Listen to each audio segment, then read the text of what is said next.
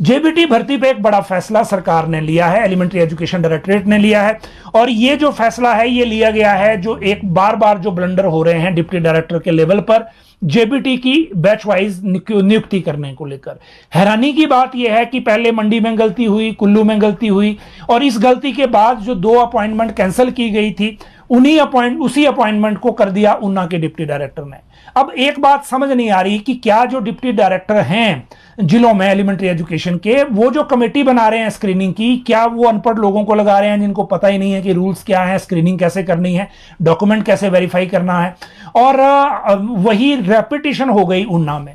जब इसका विरोध हुआ तो सोशल मीडिया पे भी इसका जो एक इशू बना, उसके बाद ऊना के डिप्टी डायरेक्टर ने इसको विड्रॉ कर लिया।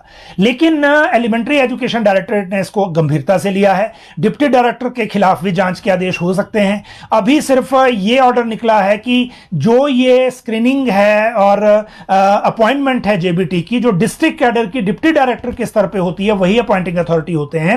अब डायरेक्टरेट में एक कमेटी बनानी पड़ी है एलिमेंट्री एजुकेशन के डायरेक्टर को, और कहा है कि जिस भी जिला ने जेबीटी अपॉइंट करने हैं वो अपनी लिस्ट जो है डॉक्यूमेंटेशन के साथ इस कमेटी से वेरीफाई कराए, इस कमेटी को भेजे। अगर ऑनलाइन ट्रांसफर नहीं हो सकता तो स्पेशल मैसेंजर के जरिए डाटा आए, फिर डायरेक्टरेट की कमेटी इसको वेरीफाई करे, उसके बाद डिप्टी डायरेक्टर जो है वो अपॉइंटमेंट के ऑर्डर करेंगे। वैसे ये डिप्टी डायरेक्टर्स के मामले में अगर हम कोई और बात करते तो इन्होंने एकदम इकट्ठे हो जाना था कि हमारे ऑफिस को, हमारे अधिकारों को डिमीन करने की कोशिश हो रही है। लेकिन जब आपसे जेबीटी सेलेक्ट तक नहीं हो रहे हैं बैच वाइज भर्तियों में, और आप ऐसी गलतियां कर रहे हो कि जो एलिजिबल लोग ही नहीं है, इनएलिजिबल हैं, उनको आप अपॉइंट कर रहे हो, तो फिर इस तरह का मामला होगा ही। और यही फिर फैसला लेना पड़ा है एलिमेंट्री एजुकेशन के डायरेक्टरेट को। और जहां तक एलिमेंट्री एजुकेशन के डायरेक्टर हैं, उन्होंने ये कहा है कि जो भी डिप्टी डायरेक्टर इस तरह की गलतियां कर रहे हैं उनके खिलाफ क्या एक्शन होगा वो डिपार्टमेंट विचार कर रहा है, ताकि एक एग्जांपल सेट किया जा सके कि अपॉइंटमेंट के मामलों में हम इतना लापरवाही से काम नहीं कर सकते। अगली बात करें जेबीटी की बैच वाइज भर्ती को लेकर यहां पर बदलाव हुआ है। अब जिला उप निदेशक स्तर पर जेबीटी की भर्ती की जाएगी, और भर्तियों में हो रही धांधली को लेकर प्रारंभिक शिक्षा विभाग ने यह बड़ा फैसला लिया है। प्रारंभिक शिक्षा निदेशालय में भर्तियों की वेरिफिकेशन एडिशनल डायरेक्टर की अध्यक्षता में गठित कमेटी कर रही है। शिक्षा विभाग के 4 और अफसर इस कमेटी में शामिल किए गए हैं। बता दें कि सरकार ने बैच वाइज भर्ती के आदेश दिए थे और इन बैच वाइज भर्तियों का प्रोसेस शुरू हो गया है। जेबीटी के 500 से ज्यादा पद बैच वाइज भरे जाने हैं। जेबीटी भर्ती में जेबीटी और बीएड दोनों को फिलहाल यहां पर मौका दिया गया है, लेकिन क्या यहां पर बीएड वाले बने रहेंगे या बाहर जाएंगे, ये सुप्रीम कोर्ट के आउटकम्स यानी कि अंतिम फैसला आने के बाद डिसाइड होगा। बहरहाल अब बात करते हैं जो शिमला में नारेबाजी आज हुई और धरने देने की कोशिश हुई, और वो बेरोजगार शिक्षक हैं। शारीरिक शिक्षक बेरोजगार जो हैं, जो यहां नियुक्ति के लिए कह रहे हैं। इनका यह कहना है कि स्कूलों में अभी भी जो शारीरिक शिक्षक के 2150 पद खाली हैं, 872 पद अप्रूव हुए थे, लेकिन वो भर्ती कोर्ट में फंस गई, और कोर्ट में फंसने के बाद सरकार इसको फास्ट कर नहीं रही है। अगर 1 महीने में ये नियुक्तियां नहीं मिली तो फिर हम जो हैं वो बड़ा प्रदर्शन करेंगे, ऐसा इन्होंने आज कहा।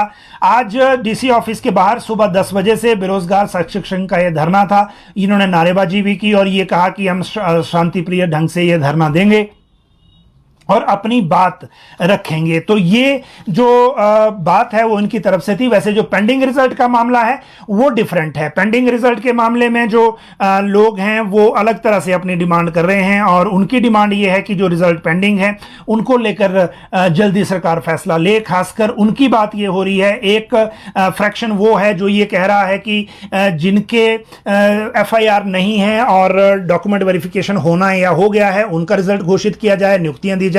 और एक सेक्शन वो है जिनका रिजल्ट घोषित हो चुका है, जैसे कि बिजली बोर्ड के 2 रिजल्ट आ चुके हैं लेकिन नियुक्तियां नहीं मिल रही, मंडी यूनिवर्सिटी के लिए एक रिजल्ट आ चुका है लेकिन नियुक्ति नहीं दे रहे हैं। और तीसरा सेगमेंट वो है जिनकी FIR है, ड्राइंग मास्टर है, सचिवालय क्लर्क हैं, इस तरह की और भर्तियां हैं। वो कब होंगी वो सेपरेट मैटर है। मुख्य सचिव 6 तारीख को दिल्ली से आएंगे, मुख्यमंत्री के साथ गए हैं। फिर कार्मिक विभाग के जो सचिव है अमनदीप गर्ग, वो हो सकता है आपस में एक बैठक करवाएं, क्योंकि लोक सेवा आयोग के साथ भी बैठक बैठ के बात करनी होगी, क्योंकि पेंडिंग रिजल्ट को लेकर तभी कोई बीच का रास्ता निकलेगा।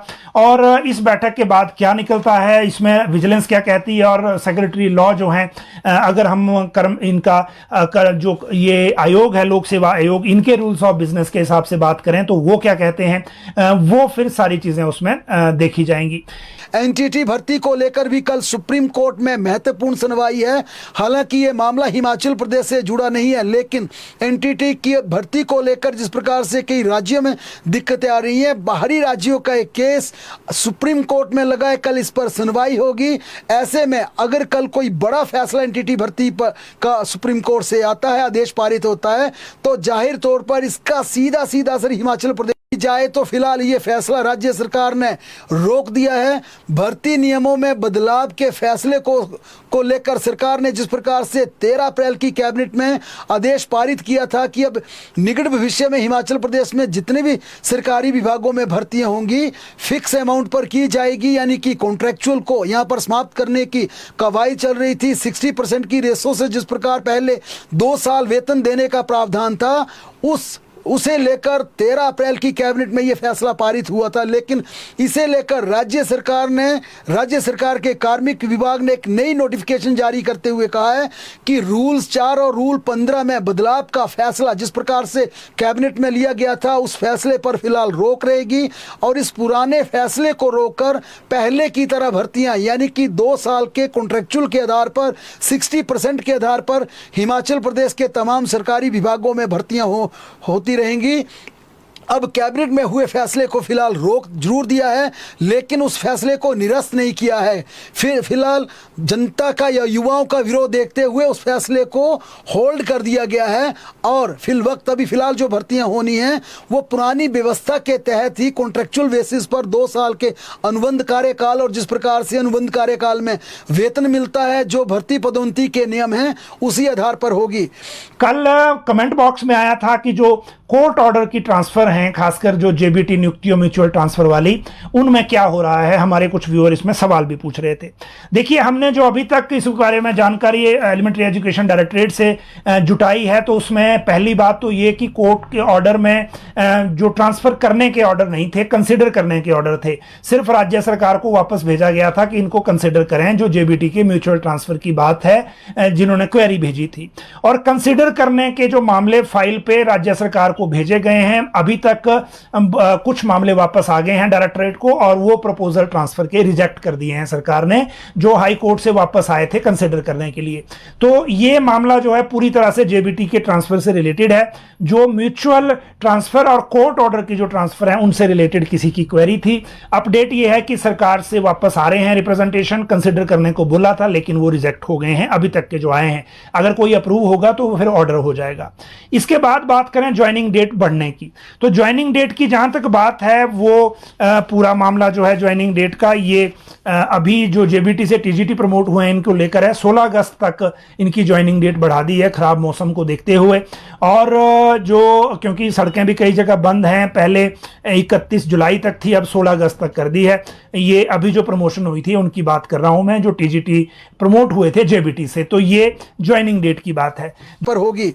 टीचर ट्रांसफर पॉलिसी को लेकर एक बार फिर हलचल तेज हो गई है। सरकार के आदेश पर इस पर तुरंत प्रभाव से कार्रवाई शुरू कर दी है। शनिवार को हिमाचल प्रदेश के सचिवालय में टीचर ट्रांसफर पॉलिसी को लेकर एक बैठक बुलाई गई और विशेष सचिव, शिक्षा विभाग के विशेष सचिव पंकज राय समेत तीनों निदेशक बैठकर इस पॉलिसी का ड्राफ्ट तैयार करेंगे। इस आधार पर सेक्रेटरी एजुकेशन को ये पॉलिसी का ड्राफ्ट राज्य सरकार को भेजा जाएगा। इसके बाद मामला कैबिनेट में आएगा और माना जा रहा है कि साल के अंत तक teacher transfer policy Himachal Pradesh में सुक्खू सरकार लागू कर देगी। ई टैक्सी सब्सिडी और बस रूट के इंतजार में बैठे बेरोजगारों को अब हो सकता है कि ज़्यादा इंतजार ना करना पड़े, क्योंकि इन दोनों प्रस्तावित घोषणाओं को लेकर और इन दोनों फैसलों को लेकर लेबर डिपार्टमेंट और ट्रांसपोर्ट डिपार्टमेंट से प्रपोजल तैयार कर लिया गया है। फाइलें मुख्यमंत्री कार्यालय को होनी चाहिए। जहां तक बात वाटर कैरियर को पक्का करने की है तो हायर एजुकेशन डिपार्टमेंट इस प्रोसेस को करने में लगा हुआ है। आपको पता है स्कूलों में जो अंशकालीन जलवाहक होते हैं पार्ट टाइम वाटर कैरियर, इनको फिर 11 साल की सर्विस के बाद 7+4 का फॉर्मूला है, इनको क्लास 4 के तौर पर रेगुलर कर दिया जाता है और ये अभी 700 के आसपास जो पार्ट टाइम वाटर कैरियर हैं ये रेगुलर होने जा रहे हैं। बहुत जल्द इनके ऑर्डर हो जाएंगे। हायर एजुकेशन डिपार्टमेंट इन ऑर्डर को प्रोसेस करने में लगा हुआ है। इसके बाद अगली बात, वैसे वाटर कैरियर भी बड़े दिनों से सचिवालय में घूमते हुए हमें मिलते थे, बार बार अपनी बात करते थे।